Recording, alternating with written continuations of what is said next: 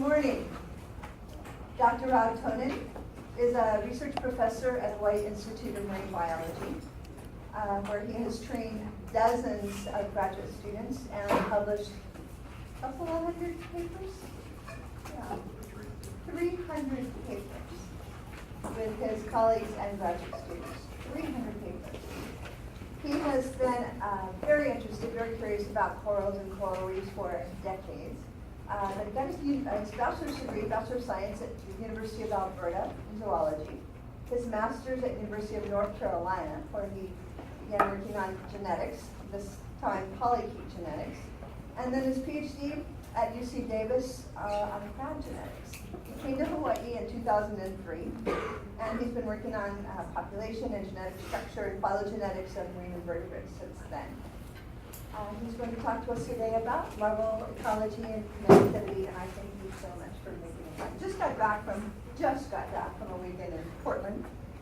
Thank you. Yeah, so I'm still in the wrong time zone. Okay.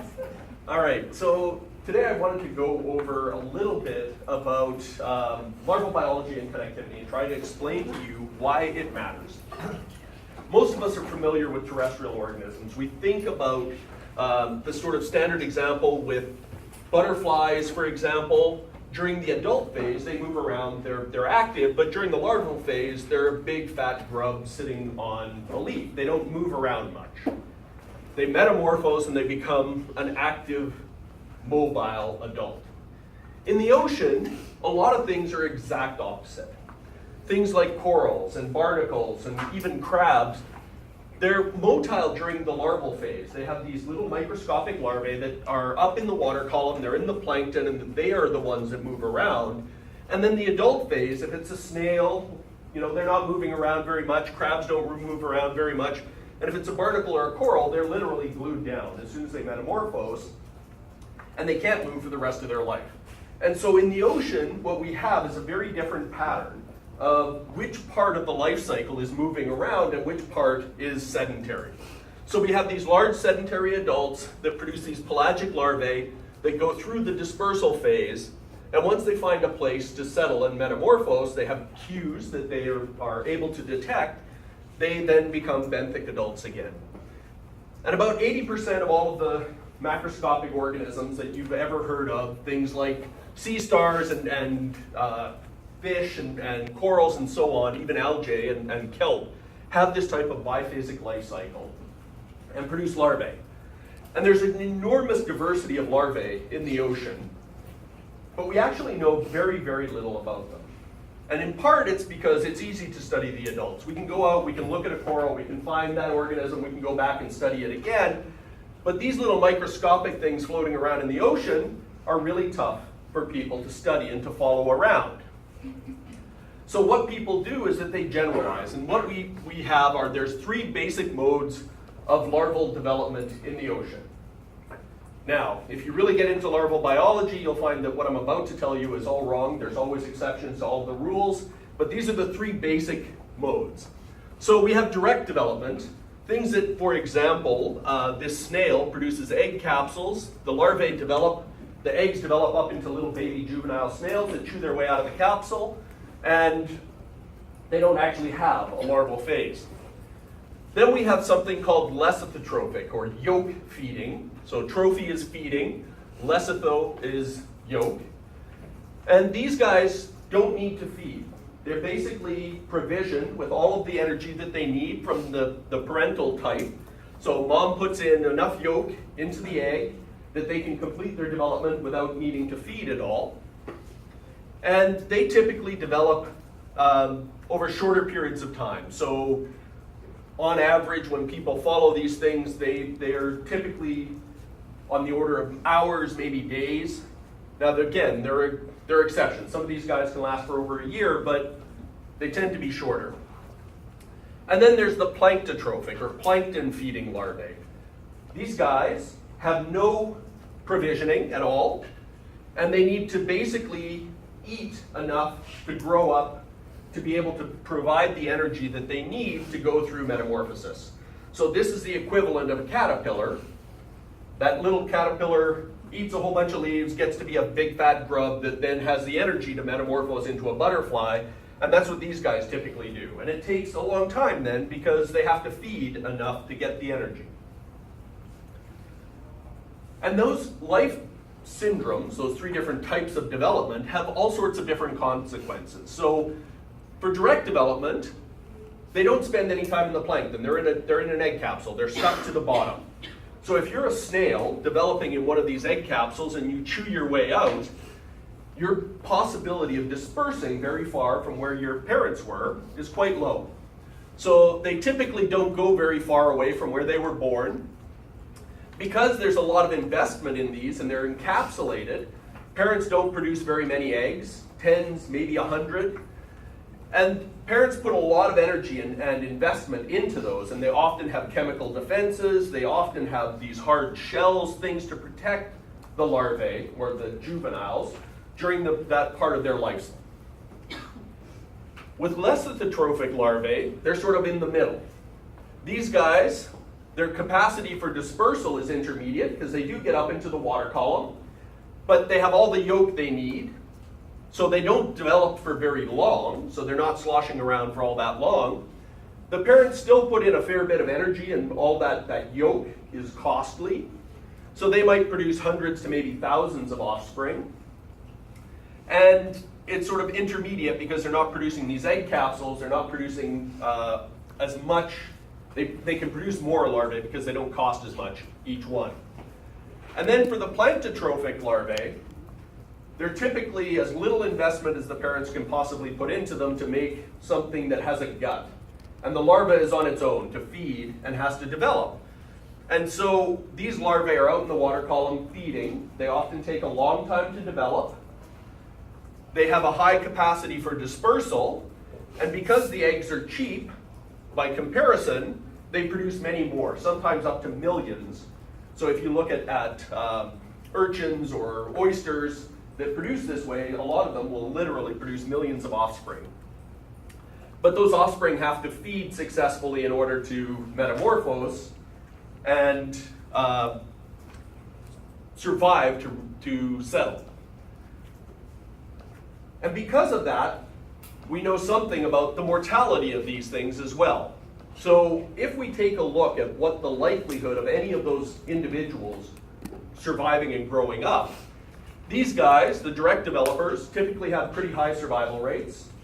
So you produce fewer larvae, but they survive better because they have all these defenses. The lesotrophic guys are kind of in the middle, and then the planktotrophic guys tend to be on the higher end. If you produce millions of larvae, lots of them must die. And we know that for a fact, because if you think about it, if we have two parents, and they're producing millions of larvae, and they're producing millions of larvae, and so on and so forth, pretty soon the ocean is full to the top with urchins. But we don't have that, because what happens is that they produce millions of larvae, but mortality, the number of them that die, is on the order of 99.9%, and so they still have some larvae that will make it. And in part, a lot of different species put defenses on their larvae. So things like spines. If you are a little worm larva, like this polychaete, when it's swimming along, these spines are laid down flat beside the body. But if it senses suction, a lot of fish larvae feed by sucking on things, or if you use an eyedropper and you suck on the larva, it sticks out these spines that make it too wide to get into the eyedropper. And it does the same thing for a fish's mouth. So they have defenses that can prevent them, quite simple defenses that prevent them from being eaten. The other way that a lot of larvae defend themselves is with chemicals. So for example, this little Ascidian larva, they call it a tadpole larva, produces a chemical defense that actually makes fish immediately vomit. So if you feed these larvae to a fish, it throws up everything that it just ate, and then if you put those larvae back in and try and feed that fish again, anything that looks like this, it won't touch. So that first larva that it tried may get mangled and may not survive, but the rest of them do, and the fish learns not to try and eat that sort of thing. And a third defense for a lot of these planktotrophic forms is that they're just really, really tiny and transparent. And in all the times that you've been out snorkeling in the ocean, you probably have never noticed them. They're all around you, and yet you probably don't even notice them because they're so small and so clear that predators miss them. And so those sorts of defenses allow these organisms to grow up. And the reason that so many things seem to have defenses is if you take a look at a coral reef, it is literally a wall of mouths. So everything on this reef is trying to produce offspring, and everything on this reef is trying to eat each other's offspring. And the question is, how do any of them grow up and survive to the next generation? So that brings up the question, why on earth do so many organisms have pelagic larvae? Why do species in the ocean keep doing this? You've got this wall of mouths, you have the ocean currents, that if you drift off a reef and you're a microscopic transparent thing, how do you ever get back? How many of you have gone out and experienced swimming against a current? Yeah, it's hard enough for us to get back, right? If you're something that's that tiny, how do you possibly swim against the ocean currents and find your way back home? This is a real big problem. So there's lots of things in the ocean that affect where larvae go, where they go to, and where they end up. So it turns out that larvae are really complicated and really complex, that people for the longest time thought because they were tiny and microscopic, they're basically just dust particles blowing around in the ocean. And what we're finding out actually is that they're motile, they're very good at sensing where they are, and they're very good at changing, using behavior to change the way that they get blown around in the ocean currents. So, for example, if we look at what happens with blue crabs, larvae can have these very, very simple behaviors that can completely change where the ocean currents take them. So if we look at blue crabs, during the tidal flow, when tide is coming in, larvae swim up. So the water's flooding in. If you're up at the top, you're coming towards shore. Then, when the tide is going out, they swim down. So most of the water is going over top of them, and as they get transported out, they get transported out far less than the water does. And then as soon as the tide starts to come in, they basically just cycle around here. And with a very simple behavior, change the probability that any of them ever get swept out of this bay. So if you can go out in the water column and you survive, you still have to be able to find a place to settle. And for a lot of these things, like I said, barnacles or corals or this tube worm, if you were to pick something like the bottom of a boat, the chances are that that habitat is not going to be good for the entire length of your life. Because we like to take boats out and scrape all of the barnacles off the bottom of our boats because we don't like them there. So a lot of these organisms need to figure out, if you're going to glue yourself down and you can never ever move again, you get one choice. Now, how many of you, when you first moved to Hawaii, took the first rental place that you moved into and wish you'd not made that decision? Yeah. I know a lot of people, yeah? So, these guys don't get that choice. They got one chance, and so what is it that they're queuing in on? Well, it turns out that bacteria, in a lot of these things, they need a bacterial cue, and the bacteria tell them whether or not there's a good habitat for them to live. But bacteria turn over pretty quickly, and so that tells us something about the short term. There's a whole bunch of physical cues that they respond to, things like the flow, the food, predators, competitors, other individuals, lots of chemical cues that they're responding to. And it turns out that larvae can detect chemicals that are better than the best mass specs that we have in existence today.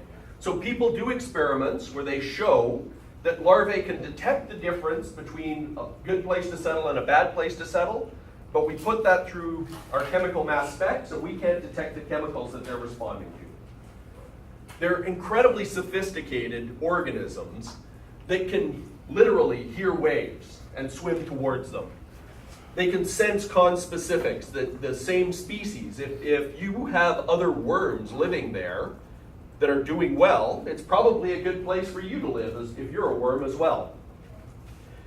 And they can actually smell home. That people have done experiments where you take coral substrate from 2 different reefs and you put fish larvae into a Y tube, and they can tell their reef that they were spawned on from the reef a mile away. And they swim towards the right one. So there are all sorts of things that larvae are doing to try to stay close to home. And they're using all of these cues to figure out, if you don't get a chance, a second chance, if you don't get a chance to move, if you don't have a second chance, how do you figure out where you want to live? And the reason that that's important is because if they don't do that, they went extinct, right? So over long periods of time, if they make lots of bad choices, all of those larvae are wasted and those species stop existing on Earth. But we have coral reefs, we have incredibly diverse communities in these nearshore waters, and they're really, really good at finding places to live. And those cues, both positive and negative, you don't want to settle somewhere where you're going to get eaten. You don't want to settle where there's predators. You want to settle where there's lots of food, there's potential mates and all of that. All of these things are huge problems. So one of the big questions in biology for people who study larvae is, why have larvae at all? On land, most organisms tend to have gone away from larvae. We see in the ocean that 80% of everything that you know in the ocean has these larvae. Why is that? Well, some people have ideas that basically, the idea like the boat. If you settle on the bottom of a boat and someone's going to scrape off that boat, you have a high probability of local extinction. So you want to spread larvae among different habitats because you don't know how long your habitat is ever going to last. Well, or if you spread out your offspring between many habitats, it's basically bed hedging. You know, if you're going and playing the roulette wheel at Vegas and you spread your bets across the different colors, chances are you're going to win something. So that strategy might be a good long-term one in terms of the evolution. Or maybe it actually has nothing to do with this at all. It's just the history of what happened first in the ocean was that organisms had larvae, and there's never been selection to remove it. Maybe it's getting away from that wall of mouths. Maybe it's avoiding competition with the adults in the same habitat. Maybe we don't know. But what we do know is that this pattern tends to persist, and it tends to result in more exchange among populations in the ocean than it does on land. And the reason that I'm bringing that up is basically to talk about something called connectivity. So you are all familiar with connectivity in terms of your cell phone. If you've lost the signal, it's good for playing Tetris and solitaire, right? Most of us get pretty frustrated when our phones have no signal because they're not doing what we want them to. There's no exchange. The same is true between nerves in your body, genes, organisms in nature, populations. The exchange of individuals between different locations changes biological systems. It applies just as equally to humans. So when we talk about connectivity, just because things are close together doesn't mean we'll go there. It has to do with the ease of travel between them. So if we take a look at a local example, if you're in Kaneohe and you want to go to Mililani, there's the direct route, which is hoof it over the ko'olaus. And how many of us have done it? Yeah, right? Okay, and then there's the not so direct route. It's 3 times as long, but it's drive H3, and I bet more of us have done that, right? So just because things are close doesn't mean that they're necessarily connected and that any organisms will use the closest path. It matters how easy it is for organisms to get there. And as humans, we have a biased opinion about the ocean. We think of it as a big bathtub, everything's the same, and that must be just distance between them. But what we find when we study these organisms is that the oceans are really complicated. There's lots of currents, there's lots of differences, and those differences matter to the animals that live there. And so there's a whole suite of biological processes, things like when you disturb a habitat, if there's a hurricane or a tornado, where do the organisms, where do they come back from? How do they colonize that? Spread of invasive species or diseases, sustainable fisheries. If we go out and we catch fish from Waikiki, where's the next generation of fish that are going to feed us coming from? Right? These things all depend on the exchange of individuals in that larval stage between one population and another. But despite the fact that it's critically important to understand and manage this for a lot of different reasons, we know almost nothing about where larvae go. People have been arguing about it for 50 years, back and forth between larvae get everywhere and they're all moving around at great distances to they don't go anywhere and they're always staying close to home, back and forth. The pendulum has swung. We're back into the they don't go anywhere phase of the pendulum swing. But we really don't know. Because if we want to find out where large organisms move, we glue a transmitter onto the back of a turtle and see where it goes. We can tell that that sea turtle left Hawaii, went over to Japan, went over and fed in California for a while, came back and nested in the same beach at French Frigate Shoals that it was tagged on. We can do that. But the best transmitters out there are too big for us to glue onto these larvae that are a fraction of an inch. And so we can't track them in the same way. So what we do is we use DNA. So the same thing that you see on CSI, on the crime shows, where people go out, they collect DNA, they bring it into the lab. It's not quite as cool, it takes a lot longer, but it's basically the same process that you see. And then we use something called population genetics, and there's this statistic called Wright's FST. And this is actually an entire semester class in this one slide. So rather than explain that to you, I want to give you an example.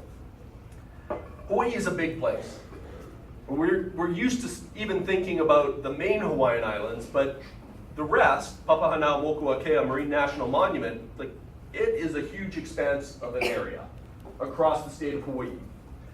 And if we want to understand how much exchange is there, if we're taking a look at some juvenile fish, little Goldie here on the island of Hawaii, we can do DNA testing and we can say the parents were also on the island of Hawaii and the grandparents were also on the island of Hawaii, then chances are that that is a population. The next generation is just as likely to stay on this island as it is to disperse anywhere else. But if we're looking at, say, a little manini here on Hawaii Island, and the parents are up at French Frigate Shoals, and the grandparents are up at Midway and Kure, we have no idea where the next generation is going to be, because those things move around. There's a lot of exchange. And we can do the same thing with any different organism by looking at its DNA and asking across generations, what is the likelihood of exchange between places? And then we can ask the question about whether or not, if we go fishing in Hawaii, down in the main Hawaiian Islands, is there spillover from the northwestern Hawaiian Islands, which is, at the time when it was established, the world's largest marine protected area. Do the fish up there get a benefit for down here in terms of management? So we go out, we take a little DNA sample here from an organism, in this case, sea star. You take a couple of tube feet, you bring it back to the lab, you run it through the cool machine, and it spits out a string of A's and C's and G's that allow us to say that sequence is a unique identifier. We can tell the families apart, and we can look at how much exchange is going on between places. And when we did that, what we find is actually every species that we looked at showed a different pattern. So, for example, this species of Opihi, the koele, is showing these little dots here are populations that are well connected. The family there is all mixed, like the goldfish example on the island of Hawaii. And the circles that are not connected show no exchange. There's no families that cross over between them. And if we look at the difference between Opihi and sea cucumbers and octopus and dolphins and so on and so forth, what we find is every species that we have studied to date has a different pattern of connectivity across the islands. And when I first started presenting this work to the resource managers, they said, great, what are we supposed to do with that? It's a huge mess. It doesn't tell us anything. Every species is different is not useful to us to guide management. But across all of the species that we've studied to date, and it's now up to 60 different coral reef species across the entire archipelago, what we find is that there are pretty consistent patterns where most of the organisms do not cross these barriers.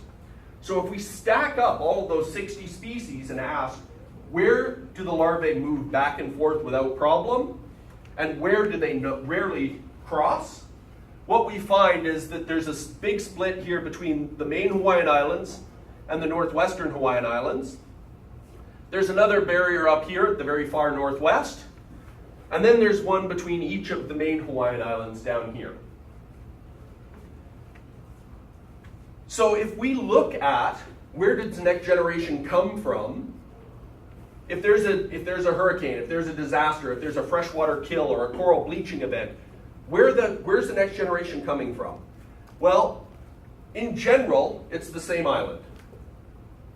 So if we take a look at the rice coral, Montipora capitata, the numbers of the recruits that we were able to genotype and ask, where were your parents? It varied across the archipelago, but between 66 and 99% of the larvae that we found, the parents are on the same island. So up to 99% of your recruits are coming from the same island that the parents are on, which means you don't get help from the neighbor islands. And if we ask the question, what is for those few larvae that move around between islands, what's the direction? Where are they coming from? Where are they going to? We get between 3 and 30 times as much exchange up into the northwest as we get from the northwest down into the mains. So this is on average something like one individual per generation from the northwest is coming into the main Hawaiian Islands. Now, if you're going to rely on that for your fishing and feeding your family, you're in trouble. So there's very little exchange here. And the fact that we have the world's largest MPA next door is not helping us down in the main Hawaiian Islands at all. So in terms of management, that's great for Papahanaumokuakea. We couldn't have designed a better marine protected area for this place than what we have, because those populations are entirely self-seeding. You might have two different regions in here that you might want to consider differently, but the entire region of exchange is contained within a protected area. That's great. What about down in the main Hawaiian Islands? Not so much. I think that some of that though might be by design, that you have a lot more people fishing, more anthropogenic factors in the main Hawaiian Islands, which are making cut off from the Northwesterns. So essentially, we didn't pick a park that was connected. We made this a park, and then everything else got cut off. So this was before it was a park. Okay. The results were still consistent. So if we look at the genetics, this has been this way for 100,000 years. All right. So we can actually look at that effect. But in fact, that's exactly what we think is going on down in the main Hawaiian Islands. So if we look at models of larval dispersal, we can put them into ocean currents. We can say, where do the larvae go? How much exchange would there be between locations? In fact, the models predict that there is very little exchange between the mains and the northwesterns, and that there is a fair bit of exchange up here. So this pattern matches what we would expect based just on the ocean currents and the ability of larvae to swim. But down here, there should be all sorts of exchange, and all of these things should be well connected, all of the main Hawaiian Islands. And we don't see that. And in fact, what we see is genetic breaks island by island here that are not predicted by any of the dispersal models, and organisms that are up here moving between islands that are further apart are not getting back and forth between Oahu and Molokai. And the question is why? How does that happen? Why is there so little exchange between the main Hawaiian Islands? And that's exactly what we think is, in fact, it's humans. So if we take a look at the genetic diversity of these different populations, and we try to map on the predictors for what is it that explains the amount of differentiation that we see between the islands, some of the best predictors are things like fishing pressure among the islands, human population. There are a whole bunch of factors that correlate very strongly with the differences between the islands that typically have to do with humans. And so what this suggests in terms of management is the Northwest is a pretty good park. It's doing what we want, and these populations are probably going to be as well protected as we can manage. What we're doing terribly on is management in the main Hawaiian Islands. And we can't count on populations on Kauai or Molokai or Maui Nui to bail out Oahu, because the next generation is coming from on Oahu. And so what we need to do is pay attention to our stocks island by island, because neighbor islands are not helping us out in terms of the next generation. So I went through that faster than I expected, but that leaves us some time to have some discussion or talk about some of this. So have you guys looked at any of the invasive species like Lujanus, Casimir, and Cephalophilus argus? Are Yes. they transplanting up to the northwesterns at all? They are. So Kashmira is the entire archipelago and shows no structure. Fulvus, the blacktail snapper, goes only as far as Kauai and has not made the jump across that barrier from the main to the northwest. And then Argus goes up as far as French Frigate Shoals and has not yet spread beyond there. And in each one of those species, if we take a look at the models in terms of the dispersal capabilities, Kashmira has incredibly high dispersal capability. It has very little genetic structure in its home range, and it jumped the entire archipelago wide in less than a decade. And then the other two, Roy is sort of intermediate, and it's covering now half of the archipelago, and Fulvus Ta'au is the least dispersive, shows the strongest genetic structuring in its home range, and it has not managed to make this jump between the main and northwest yet. So, in fact, one of the students who, in our lab, did a comparison. They did a meta-analysis where they got every bit of data that they could find worldwide for alien invasive species that had been introduced, and showed that there's a very strong relationship between the amount of genetic structure that you find in the home range and how quickly and how invasive they've spread in introduced ranges.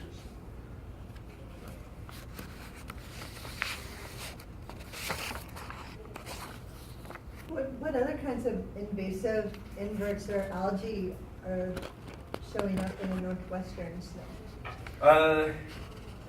So there are reports of lots of them. In general, where we see them the most often tends to be on anthropogenic substrates. So things like Acanthophorus spicifera, thank you, have been found on lobster traps that people have pulled up in the northwestern Hawaiian Islands. They don't see huge mats of them. It's not as common as you see in the main Hawaiian Islands, but it's clearly up there and people have reported it. But if you look at the ports, like Midway, and you go to the harbor there, Can't remember the last count. 30-something alien invasive species were on the last survey at Midway Harbor. If you look at the artificial substrates that people have put out along this length, when they put out ARMs, they're called artificial reef monitoring structures. They're little cubes of PVC that people put out to find out what settles there. And what people find is that there's a higher proportion of alien invasives settling on those than they can find in any of the surveys in the area. So these alien species seem to like disturbed habitats, places that humans have put out substrate, shipwrecks, harbors, those sorts of environments up here are where we typically see those invasive species. But when we look at a nice healthy reef, you know, something like at French Frigate Shoals, where there's a huge population of the native species, we have a really hard time finding the invasives in those locations. So the ecosystem environment is resistant to. It seems that it is pretty resistant to those alien species in places. So even in the main Hawaiian Islands, where we typically see the biggest populations are places where we have manipulated or disturbed the habitats. You keep referring to them as alien invasives. Is that different from standard invasive species, or is that just?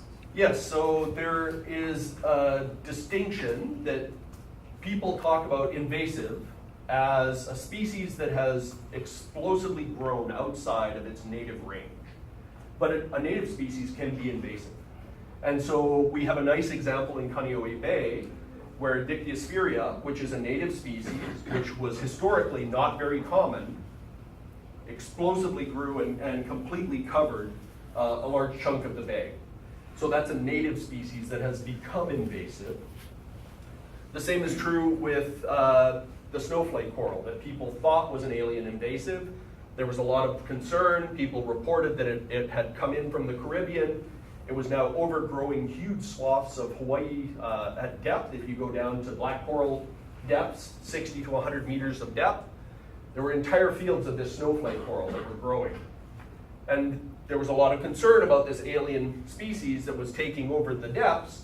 When we did the genetics, we proved that, in fact, it was not the species that people thought. It did not come from the Caribbean.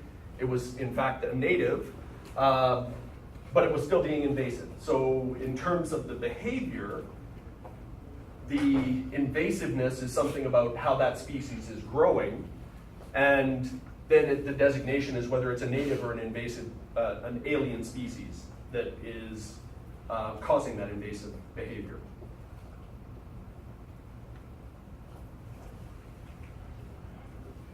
When you talk about the barriers, is that just for larvae? So no, because this includes spinner dolphins. This includes sharks that don't have larvae. So the fact that spinner dolphins also choose not to go back and forth across these canals suggests something about it's a crappy place to be. So if you talk to navigators, like traditional Native Hawaiian navigation has names for all of these channels, and there are some of them that you want to cross much more easily than others. And quite often, the ones here between these islands, where all of the winds get funneled in between the islands, you get a lot of flow there, you get a lot of wind chop, it's an unpredictable environment. Those places are terrible places to want to cross in a canoe. It's also, it looks like it's a difficult place for larvae to get across, and it's also something that sharks and spinner dolphins don't like to swim across as well. So we see these patterns across a huge swath of biological diversity. It's not just larvae. It's now 60 species ranging from corals and algae up to sharks and spinner dolphins. So, in your opinion, would it be feasible and even wise to try to farm and restock like we do with coral, like with individuals from different zettles? So, okay, there were multiple parts to your question. Would it be feasible to try to restock them by taking them from another zone and then breeding them in captivity and then releasing them? So I would say there's three parts to that question. So one is it feasible to even do it? 2, is it a good idea? And 3, is it different zones or changing the patterns? So 1, I would say, if we get to the point where we have to bring things into captivity and breed them to put them back out, we've failed miserably at our efforts of management. And I would like to say that I would hope that we can accomplish that by changing our actions and our activities as humans.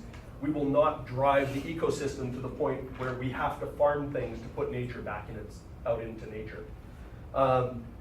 Because I think that is a real challenge. And if you look at the history of people doing that, we've done many things like biological control. We try to put out species that will eat other species to control pests. Hawaii is the poster child for failing at that, and that action has behaved very, very poorly. And I've actually gone through the literature lately trying to find a single example in all of human history where we have managed to actually breed something that is more fit and better at dealing with the natural environment than the organism that came out of nature. And I have not yet found one. So if you think about trying to bring in things from different zones, from different places, that suggests that we know enough as humans, as biologists, to predict which organisms will do better when we put them back out in nature. And I would argue we don't even know why the system's changing, let alone know enough to engineer a system that will be more resilient to climate change in the future. When we can't fix what's going on today, I think it's an unrealistic expectation that we will be able to generate something that will deal better with it than what nature's doing already. Oh, I meant when I said zone by the different genetic zones, like say Oahu versus like Hawaii. Well, so I think when we've gone out, so we've actually done a bunch of work with corals. So if we look at corals as an example, you had Chris Jury came in and spoke earlier. Did he talk to your class about the experiments that he's been doing with the mesocosms? Did you guys hear about that? No. So, okay. So Chris Jury is one of my postdocs. He was a graduate student of mine. He's now a postdoc in my lab.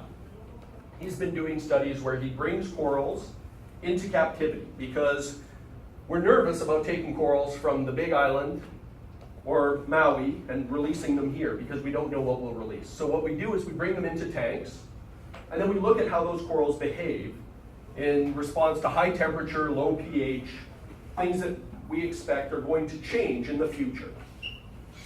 And when we do that, what we find is that corals react very differently, just like you and I would. So if we, as a whole class here, if there's a flu outbreak in here, some of us are going to get it, some of us are not, and some of us who get it are going to get really sick.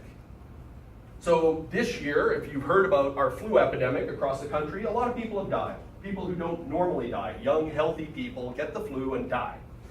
It's a bad flu going around. Well, those people are unable to leave offspring, and those ones are removed from the gene pool. But the people who, in that same area who didn't get the flu, are going to have offspring. What we're finding is the same thing is true of corals. When we go out and we sample those corals, what we find is there's huge differences among the individuals in how well they deal with temperature and pH.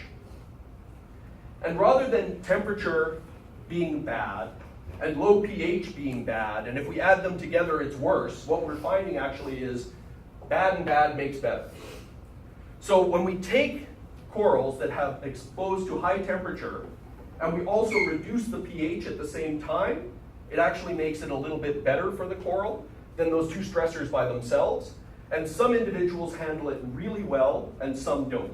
In fact, some individuals grow faster under future conditions than they do under today's conditions. And they're already out there in nature. So the question is, if they're already out there in nature, why aren't they more common? There's a trade-off. There's a disease. There's some coral flu that we don't even know about that is stopping those corals from expanding their populations. And that when things change, the selective advantages between them are likely to change as well. But again, I come back to my argument that we don't even know what's happening in the population today, let alone well enough to decide which ones get to live and die. If we're gonna farm them and put them back out on the reef, we have to have guessed future conditions correctly.